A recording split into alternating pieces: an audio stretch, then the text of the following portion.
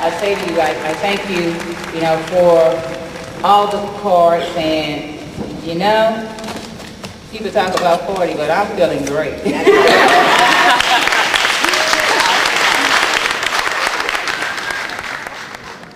East St. Louis has always been home, and that was the foundation. And growing up, I always knew that wherever my successes may have taken me, that I will always come back home.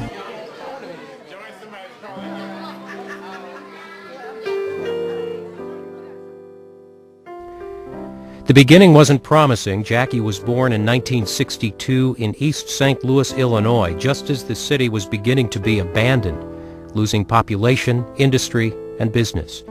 Jackie would grow up in what would become one of the most disadvantaged cities in America. She was the second of 4 children born to a couple of teenagers. Her mother had been just 16, her father 14, when they started their family. They lived with Jackie's great-grandmother in a small home on Piggott Avenue. This is how it looked years later after it was gutted by fire and before it was torn down. It wasn't much, but it was a home. There was love, there was discipline, there just wasn't always heat. I remember when we used to have to sit in the kitchen and turn the gas stove on, and we was all in there, you know, used to have to put these green blankets around because we had a couple winters where it was broke. The rule in the Joyner home was when the street lights came on, you came inside. The neighborhood, with its street corner, pool hall, and liquor store, could be rough, but it was their world and it was their playground. And then in 1969, there was a new place for the kids of East St. Louis to go, the Mary Brown Community Center, and it changed Jackie's life. It was those people over there that was like our extended family, and the doors was always open, you know, to all of us, and it was just really, really a place to go that kept you out of trouble, and that your parents felt secure enough to know where you were at all times. The center exposed me to things that I wouldn't ordinarily been exposed to, like the library, arts and craft, learning how to be a dancer. Those things I wasn't exposed to, having a mentor that would take us to the symphony, to see the opera, take us to the Cardinal games. When Jackie was 10 years old, she signed up for the center's track program, figuring if her legs were strong enough for dancing, they'd be strong enough for running races. And that was the start of it all. This was the place and these were the people, like the young track coach Nino Fennoy, who taught her about winning and losing. They would send her on her way, and they would earn her lasting loyalty. He will always be my friend, my mentor, my dad in a sense, because at a very young age, he saw something in me that I didn't know I had. Jackie wasn't the first one to cross the finish line in her initial years of competition, but she was very, very, very determined to stay the course. Defeat only energized her. Jackie began to excel in track and field, and people began to take notice. Her brother Al was a little jealous at all the medals and trophies she was bringing home, so he decided to challenge her to a race. And it was a close race, but Jackie beat me. And that day on, I think suddenly I was one of Jackie's biggest fans, because I made all my friends go to all her volleyball games, basketball games, and track meet. You know, I never went to that many women in sports events until Jackie. At East St. Louis's Lincoln High School, Jackie started breaking records, local, state, and national records. She played on the state championship girls basketball team. She was named the St. Louis Globe Democrats Girl Athlete of the Year 3 years in a row. When she graduated from high school in 1980, Jackie Joyner could have left East St. Louis and never looked back. It was a good time to be a top female athlete. Title IX had just passed, and universities had to treat women's sports programs equal to men. Jackie got a full ride to UCLA to play basketball, and she ran track as well. She was fulfilling one of her mother's dreams, not for her kids to play sports, but for her kids to go to college.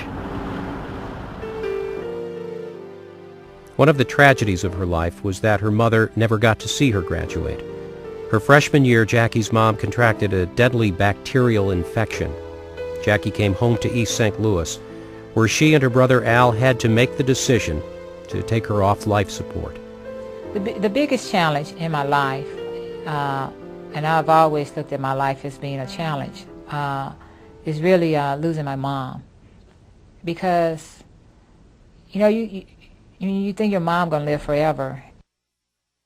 She was very wise. We had a very special mother. She taught us so many things that she said. She used to always say that, I may not be here one day, so you to, tell me that I was right. But I'm gonna prepare you, treat people how you want to be treated, and you'll go a long way in life. While Jackie was home for her mother's funeral, she received another shocking blow, another loss. The place whose doors had always been open to her, the Mary Brown Center, was now closed. And I was like, wow, woo, that was devastating, because I'm like, where do the kids go? After her mother's funeral, Jackie went back to UCLA. That same year, she met Bobby Kersee, who became her new track coach, and later, her husband. He helped turn the young college track star into a world-class athlete. In her first Olympics in Los Angeles in '84, she won a silver medal in the heptathlon. Al Joyner won a gold in the triple jump.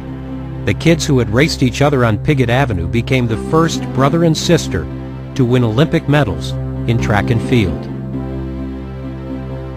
Jackie was still a champion long jumper, but it was her all-around skills in the 7 different events of the grueling heptathlon that would shatter world records and earn her the title of the world's greatest female athlete of her generation, perhaps of all time.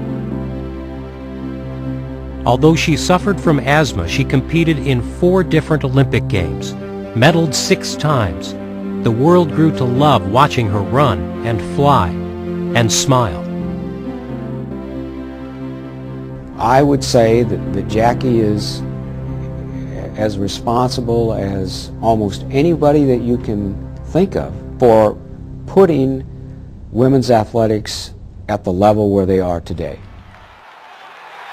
They cheered for Jackie all over the world, and they always cheered in East St. Louis. Because from the start, Jackie always shared the credit and shared the glory with the people back home. We were all gathered around the TV, and when we realized that our little Jackie Joyner-Kersee had won a gold medal, people were rejoicing. There were tears of joy.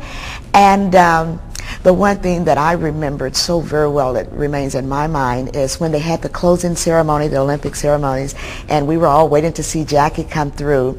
And when she came through, she was carrying a sign in her hand that says, "I love you, East St. Louis," which says to me that she has never forgotten where she came from. Jackie is retired from competition. She is a businesswoman with a sports marketing firm. She is busy with personal appearances and motivational speeches.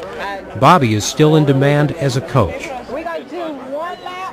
But she has never been so busy that she forgot those padlocked doors of the Mary Brown Center back home, the place that changed her life. And she never let go of the dream that the kids of East St. Louis would again have someplace to go. They had become rich and famous. She and Bobby could have lived anywhere they wanted. But he always knew where they'd be going and what they were going to do. When Jackie wanted to do something for her community, it was more than just the athlete. It was more than just the person that grew up there. It was just more than my wife. It was a person that had a personal commitment that I need to try to utilize my name, my resources, my influence. And when I saw that commitment, being married to her, coaching her, being a part of her life, obviously I had to make that commitment right along with her.